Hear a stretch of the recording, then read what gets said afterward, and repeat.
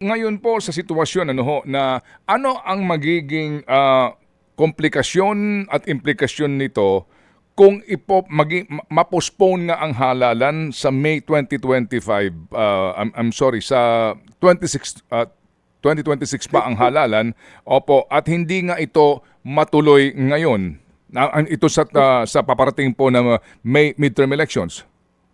Sir Ted, sana po doon sa period ng postponement, kung mangyayari man po yun, sana itong mga legal issue na ito ay ma-resolve. Sana itong mga bagay na ito ay magbigyan ng tugon kaagad. For example, sa isang taon na yan, kung sakasakali mapopostpone, klaruhin talaga kung 80 ba yan at saan i-distribute yung 7 na nanggaling sa Sulu. Number 2, kung hindi naman yan i-distribute at 73 na lang talaga minus Sulu, o di baguhin po yung batas kaagad para naman po walang legal issue. Kasi po pagka Sir Ted nagkaroon ng legal issue na talagang dapat pala 80 tapos 73 lang ang aming isinagawa sa halalan, baka po yung mga matatalo may mag-question pa dyan at sabihin teka muna, dapat 80 ginawa nyo lang 73. Samantalang ang batas 80 ang nakalagay. At number 2, Sir Ted, yun nga, sana doon sa isang taon na mapopospone ang halalan kung sakali man, i-create na po yung probinsya ng 8 munisipyo sapagkat kawawa naman po sila, wala silang probinsya, wala rin silang representante sa Kongreso. At may mga iba pong legal issues pa, Sir Ted, na sana during the 1-year period, ma-resolve po. Pero siyempre, ang isa pong implication, Sir Ted,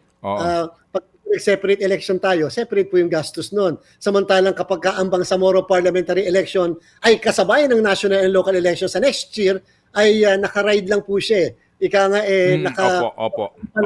doon sa gagawin nating halalan, walang separate na gastos. Opo, so sa mga panayam po sa inyo, sinasabi po ninyo, kayo magtutuloy lamang hanggat pinahihinto po kayo.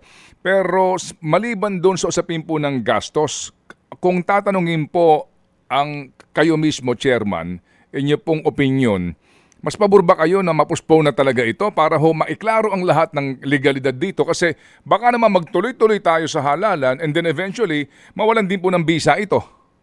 Ako, Sir Ted, as a lawyer na lang muna, Sir Ted, para naman po hindi ko dala muna yung yes po, Sir Ted, napakabigat po ng mga legal issues na later on, tama po kayo, baka po kasi ma-question at sabihin, bakit kayo nag-a-aksyon samantalang alam nyo naman na 80 ang nakalagay sa batas. Ngayon, 73 lang yan. Doon pa lang po, Sir Ted, the COMELEC cannot amend the law. Only Congress can do that. And therefore, we cannot overstep our function. Limited lang po kami sa pagpapatupad ng batas natin.